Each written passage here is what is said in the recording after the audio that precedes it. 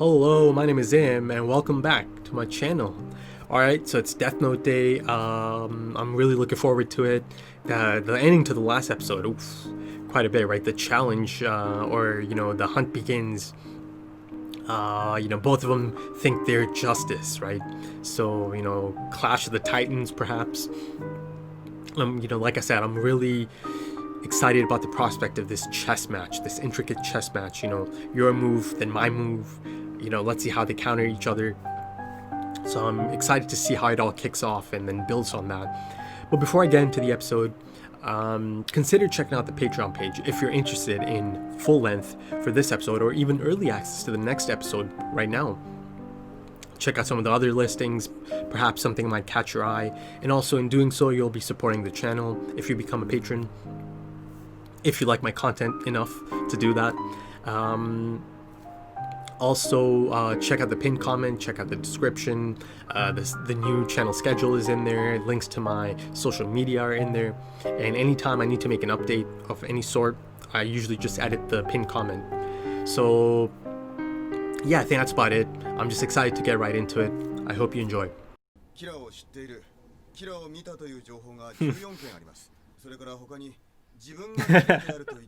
That was bound to happen as well.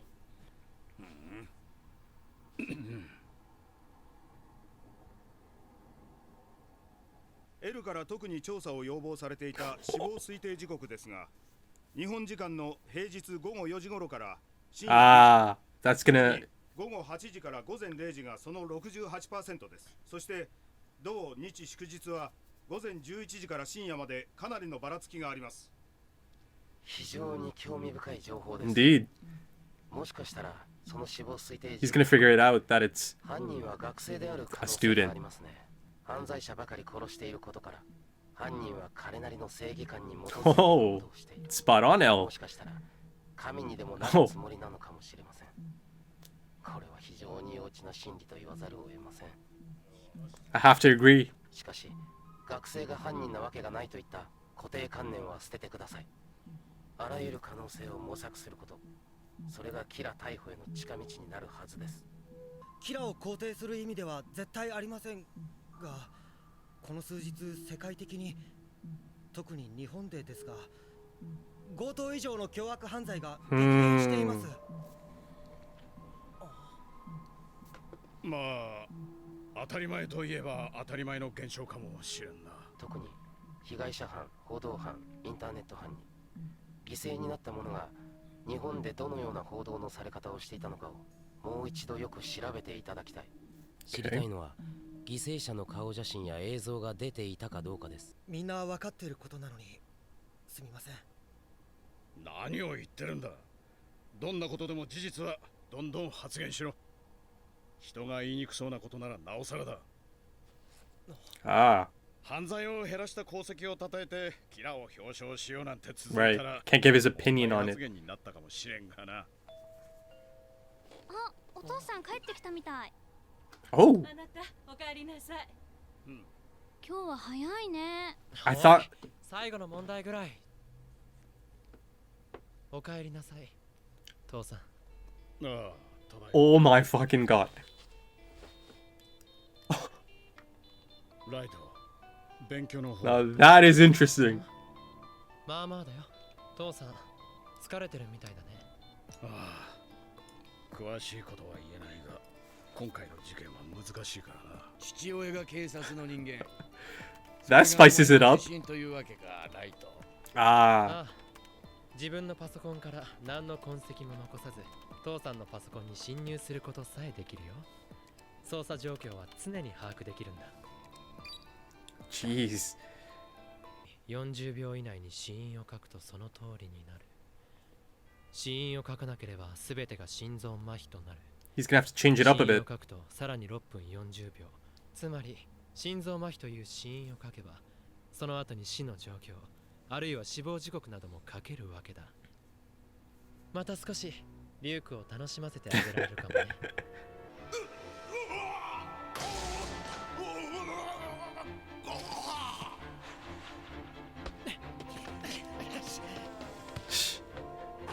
平日に2日もこれが続くということは犯人が学生って線は怪しくなってきたな。いやー、学校を2日休むなんて誰でも。そうではない。確かに学生の線は薄くなりましたが、キラが言いたいことはそんなことではない。キラはこう言っているんです。自分は死の時間を自由に操れるのだと。しかし妙だ。キラは学生かもしれないという疑いが生じた。It changed up. それを否定するような殺人が起こった。偶然か。No. それにしてはタイミングが良すぎる。キラは警察の情報を知っているということか。これは明らかに私への挑戦。そして今回のことでエルは警察関係者を疑い始めているはず。キラは捜査本部の情報を得る手段を持っている。この事実を素通りにはできない。 His dad might end up getting in trouble though. ましてや警察とエル、信頼関係は最初からないに等しい。顔も名前もわからない奴を信用できるか。僕に捜査状況が漏れたと知ったエルは警察内部から僕への糸口をつかもうとするに決まっている。エルに対して黙っていないのは時間の問題だ。エルと警察は表面上は協力し合い僕を捕まえようとしている。しかし裏ではエルは警察を調べ、警察はエルを調べ出す警察がエルを突き止める。そして僕がエルを It's not gonna be that easy, man. なぜだ。なぜって命が惜しいからですよ。エルの推理ではキラは超能力のようなもので直接手を下さず人を殺せるでした。 Fair enough. 犠牲者は全員日本の報道で顔が確認できたものでした。私たちは誰かとは違って警察手帳という写真の入った身分証明書を持って捜査しているんです。堂々と顔を隠さず、これが部署移動を希望する理由です。失礼いたします。 He hasn't gone that far yet though. He's not gonna. He's only killing criminals at this point.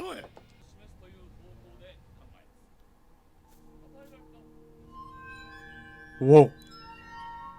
Is that Watari? FBI には4日前から日本に入ってもらい、警察の中だけでもキラの捜査情報を得られた者は141人。Hmm. しかしこの141人の中、あるいはその身近なところに He'll figure it out. It's just a matter of 必 time. ずキラはいる。俺はライトが嫌いじゃないし、ある意味最高のやつにノートを拾われたと思っている。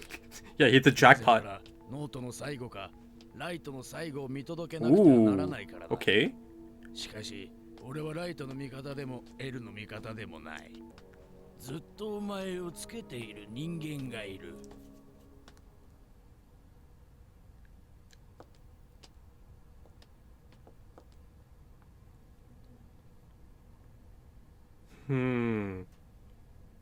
Might be someone else. Maybe it's not Watari. あいつには俺は見えていないが、いつもお前の後ろにいる俺としては It feels like he's seeing 見 you. られてい Yeah. る気分だ。それは邪魔だな。なるべく早く消してやるよリュウク。まずはその尾行者の名前だ。それが分かれば全て処理できる。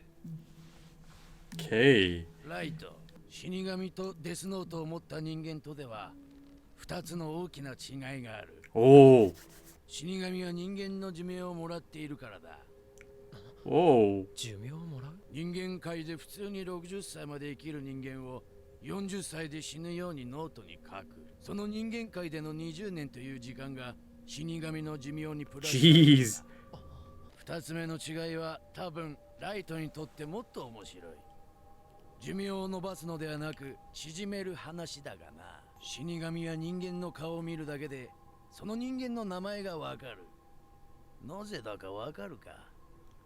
死神の目には人間の顔を見るとそいつの名前と寿命が顔の上に見えるん Jeez. 名前と It's also specific. そして死神は自分の落としたノートを拾った人間の目を死神の目にしてやることができる。 That 古 is. くから伝承されてきた取引をすればだ。死神の目玉の値段はその人間の残りの寿命 Oh. の半分だ。残りの寿命の半分。あと1年なら半年だ。I think he'll take it. キラとエルのどっちの味方もしないから僕の殺したい人間の名前が見えても教えないリュウクの力を借りることはできないそう言いたいんだなああそれは死神界の掟でもあるからな残りの寿命の半分で死神の目にできるそうすれば顔を見ると全て He'll do it, man. 名前がわかるよりデスノートを使いやすくなるというわけかさあどうするライト That's not Watari. Oh, is that Matsuda? Oh, no, it's not. That's a new character. Okay, so episode 3. You know, I've got to say, they've set quite a pace, you know, in 3 episodes' time. It's kind of crazy to think back to how much has happened in these 3 episodes. I'm not saying it's rushed, but, you know, it is quite the pace. It'll be interesting to see how long this kind of pace goes on. You know, maybe it's like this throughout the series, like a non-stop, you know, chess match, a chase. It's certainly starting to feel like that. But you know, right at the end there, yet another mysterious new character enters the game. Now, I'm not completely going to, you know, rule out the possibility of that potentially being Watari in his casual form. Though that being said, if that was him, you would think he would have told Light by now. Not Light, L by now that he's tailing, or he has a lead on this high schooler. So that almost kind of, you know, debunks it, or, you know, takes that possibility out of it. But it's certainly an important character, that much is for sure. You know, is it even possible that this is FBI's main man on the case? Because Watari himself did state that, you know, the FBI is in town now for about 4 days now, and they're investigating everyone that's part of this case or investigation, right? All the police, that is. So it's, you know, it's possible that he might be, you know, their tail for Light's dad, right? And then in extension to Light's dad, the people he's related to. But, you know, again, I don't think he's just another, you know, FBI man, right? Part of like a big investigation. I think he is a, you know, the way they set him up or the way they introduced him, it certainly feels like he's going to end up being a major character or a player in this. So yeah, I'm excited about this new character entering the game. And I think he had a suitcase or some kind of case in his hand, right? So let's see. Yeah, it presents a lot of exciting possibilities here. You know, just the fact that he's tailing Light. But then that being said, is it even possible that he might not be from the FBI at all? And that he might be a totally different party, right? And then, you know, to build upon that point, is it even possible that he's not tailing Light, but rather Ryuk, the Shinigami? You know, could he be some kind of specialist or some kind of Shinigami hunter of sorts? Maybe. You know, is it possible that he knows about some kind of dark presence, you know, around this high schooler, right? And that he might not even be tailing him for, you know, the reasons of the investigation. You know, it could be totally separate from that. You know, that could be cool. I think that could be cool. You know, Ryuk seemed quite confident, and, you know, they've established over these 3 episodes that, you know, no one else can see me. Only you can see me because you have the Death Note. But, you know, I think the idea of someone else knowing about the presence, you know, or of the dark presence of a Shinigami, that could be a cool potential. And, you know, Ryuk was saying that, you know, even though I know they can't see me or this person can't see me, it kind of feels like I'm being watched, right? Ryuk was saying that, and it's kind of interesting or funny even to hear a Shinigami say that, you know, he's getting creeped out. Hey man, I'm all about applying different possibilities or exploring different possibilities. And, you know, as L stated himself, it's in their best interest to apply different possibilities or, you know, explore different possibilities.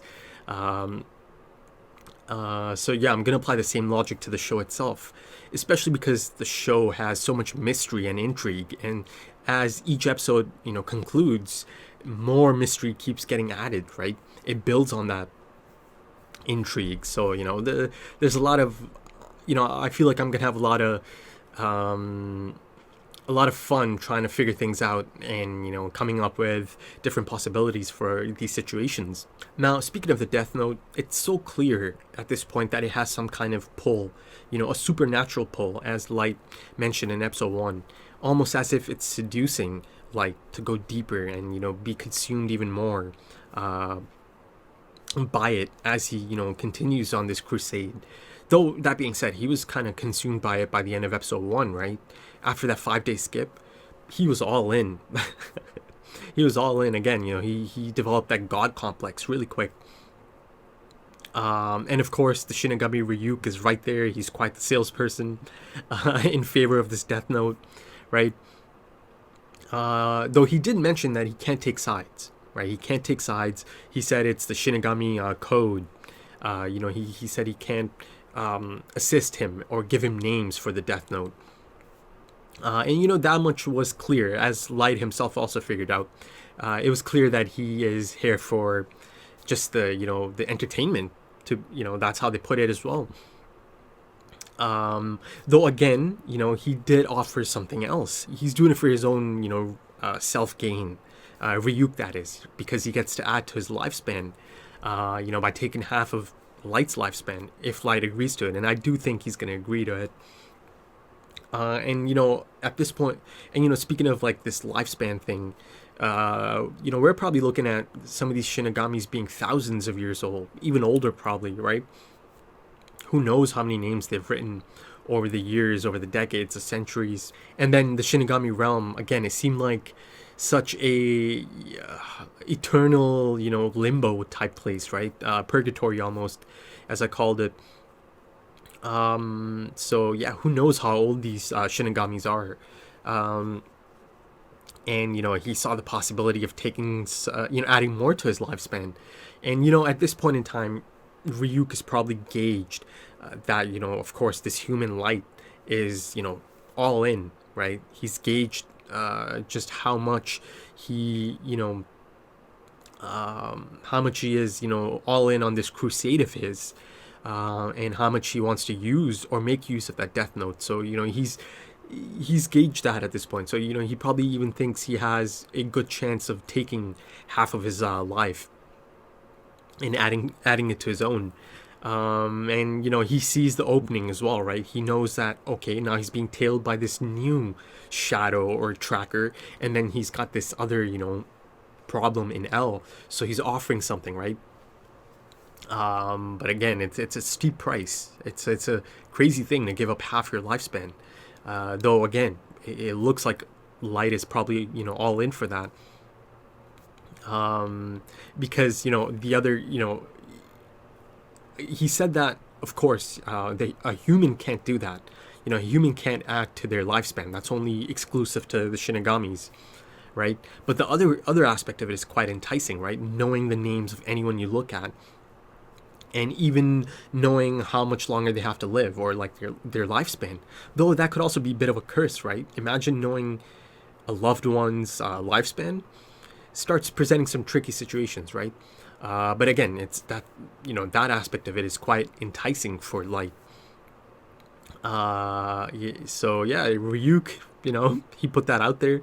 But speaking of Shinigami eyes, or the concept of Shinigami eyes, going back to the Shinigami realm in episode 1, that one Shinigami, the one with the big lips, the big mouth, his eyes, they were covered, and it kind of looked like it was bandaged up. So did that Shinigami lose its eyes somehow? Now, Ryuk said something quite interesting. He said, as long as I don't slack off, even things like a knife to the heart or a headshot can't kill him. But the thing to note here is, as long as I don't slack off. So I think they're establishing the possibility of there being a slim chance that, you know, someone could harm a Shinigami or do something against a Shinigami, you know. I do find it interesting that he's establishing that, oh, as long as I don't slack off, right? I guess as long as I don't get blindsided or something. So, you know, in that sense, I do kind of like the potential idea of there being someone out there that could sense the presence or this dark presence of a Shinigami. I could be so off on that, but, you know, it's an exciting prospect, something like that. So let's see how that plays out. And, you know, again, speaking of eyes, even at this point in time, he doesn't have Shinigami eyes, like that is. But, you know, I feel like, yeah, they've shown him in a few, like, quick scenes, having red eyes, right? Now, again, it's not Shinigami eyes, but maybe that's some kind of, you know, foreshadowing or symbolism, you know, the demon with the red eyes. I don't know. I'm pretty sure I've seen him with red eyes in quick scenes, maybe in episode 1 and 2. But his actual eye color is like brown, right? So I've noticed that they've communicated the rules quite a bit at this point. You know, over the span of 3 episodes, they've repeated the rules quite a bit. At one point in this episode, Light is straight up just reciting all the rules to Ryuk, right? This is around the time he's thinking of changing the tactics a bit. But, you know, it's clear that it's for the audience, right? It's a case of as you know dialogue. He's just kind of going through all the rules again. And then, of course, Ryuk is kind of, you know, going through all the rules about the differences between a human user of the Death Note and a Shinigami user of the Death Note, and then all the, you know, precise details of the abilities of the Shinigami eyes. It was starting to feel a bit textbooky, right? That's not the type of, you know, I'm not really a fan of that type of exposition, right? Maybe it's just, you know, since it's the beginning of the series, they just want to make sure to keep mentioning these rules and, you know, really make sure the audience knows them. Hopefully that kind of exposition kind of drops off, that textbooky exposition. You know, this is definitely information I need, and it's, you know, important to the story, but I just didn't like the delivery method of that exposition, in this case at least. But moving on to this chess match between L and Light, you know, I got to see L kind of flex some of those fabled detective muscles, right? Or skills, sorry. You know, he was actually able to figure out a lot of it quite easily, right? Given the information they had. You know, first of all, because of the hours, right, of the murders. That part was, you know, at that point it becomes quite clear, okay, this is a student. So he knew that much, but he had other reasons to believe that this is someone young in age. He did feel like this is someone that has a childish mentality, and to be honest, he is spot on about that, right? I have to agree, and that this person does have a, you know, idealistic sense of justice. So he was able to deduce a lot of those things, right? And he told them to keep their, you know, to not scratch off the possibility of this being a student or a young person. But, you know, Kira is certainly starting to get a reputation out there, you know. There's a potential of copycat killers at this point. There's a potential for, you know, not a potential. There are glory hunters out there now that are claiming to know Kira, right? So the reputation and the legend of Kira is certainly, you know, ever expanding. So Light does still want people to know that there is this individual out here responsible for these heart attack murders or killings, right? I guess you could say that's kind of like the signature of Kira, the heart attack killer, perhaps. But yeah, he wants people to know that there is an individual behind all of this, right? Again, there's that ego aspect to it, that someone is passing judgment on these people. But then it also becomes a bit of a balancing act, because he had to you know, try and shift some of that suspicion off a potential student, right? And he had to change his method a bit, his killing, you know, timings. He had to change that up a bit, and he kind of moved it to more of a predetermined or pre-planned killing schedule, right? And, you know, there's this great scene of him kind of going through his ordinary student life, right? And then at the same time, they're showing like the murders or the killings going on inside prisons. So in that sense, he's also trying to build some alibis, right? It's like, oh, I was at school. You know, these murders are going on, but I was at school just doing ordinary shit. And then, of course, you know, he likes to help out his sister a lot. So there are things in place that makes him feel like he'll be protected if the police comes for him. You know, speaking of him killing prisoners, it's a tricky subject, right? Because they're in there, they're being punished for their crime, right? So they're in the prison already, but then he's essentially giving them the death penalty, right? On top of that, again, right? Justice and morality. But again, now going back to him switching it up, you know, L thought it was a little too convenient, right? That it was too much of a coincidence that, you know, all of a sudden this changed and now the killings are happening at a different time, or have a different pattern to them, right? So he was able to figure it out pretty quick that, you know, this person has figured it out and he's, you know, switching it up. But then Light confirmed that this was actually part of his plan, that he's trying to bait L into, you know, starting a search within the police force, right? In an attempt to cause more friction between Light, I keep mixing up the two, you know, between L and the police, right? He's trying to, you know, build on that friction or that distrust they have or they might have. Because he thinks, you know, the police doesn't completely trust L, and he's probably right about that, in a sense, because again, you know, he did say, how could you be, you know, would you be able to trust someone you can't even see, right, in person or know of? You know, it's just this disembodied voice that you keep hearing. But yeah, you know, he's baiting L to start, you know, looking into the police force, and he thinks this is going to cause the police to, you know, start tracking L down, and he thinks, you know, all of it's just going to be done for him in a nice little package, and then he can just finish L off because the police is going to end up tracking L for him. It's not going to be that easy, not at all. And, you know, going back to it being a risky plan, is that, you know, now L, this brilliant inquisitive mind, knows that Light is someone connected to one of the 141 people in the police force, right? And then you have the FBI on top of that investigating all of these people. So he is bringing attention to a small group of people, right? And at this point, L knows that that Kira has to be someone related to one of these people, right? He knows that much.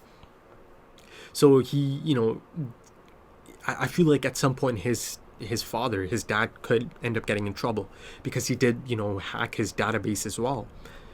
So, you know, risky move for sure, right? In an attempt to bait L.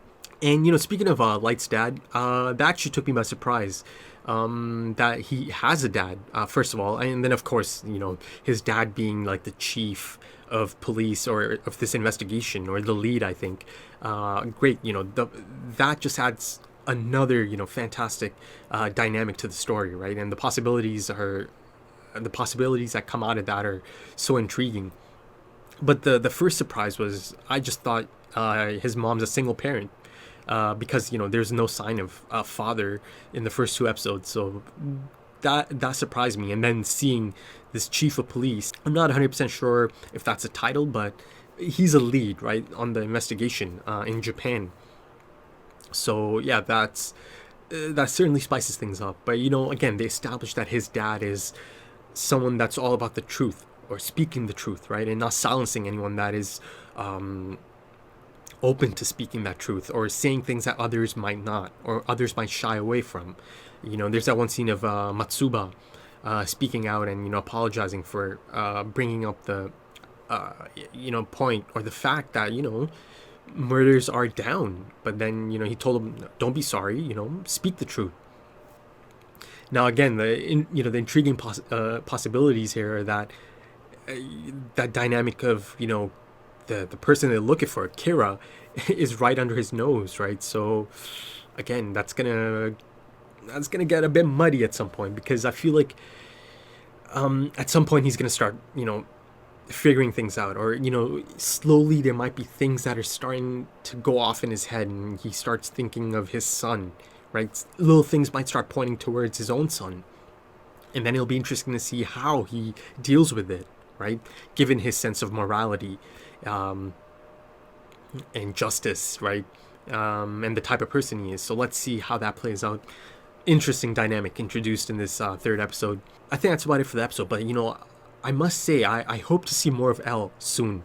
They've shown me glimpses of L, like just in relation to a scene from the investigation, and they'll go to like his room.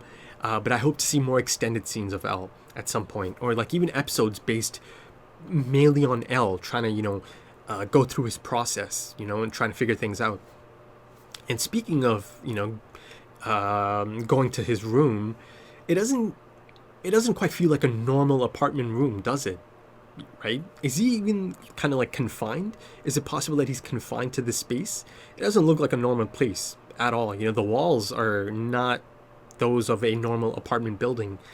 And his, they made a note, or they made a case of showing off his equipment, right? And that, that one thing I didn't really quite know, it was almost like an 8-ball type contraption, right?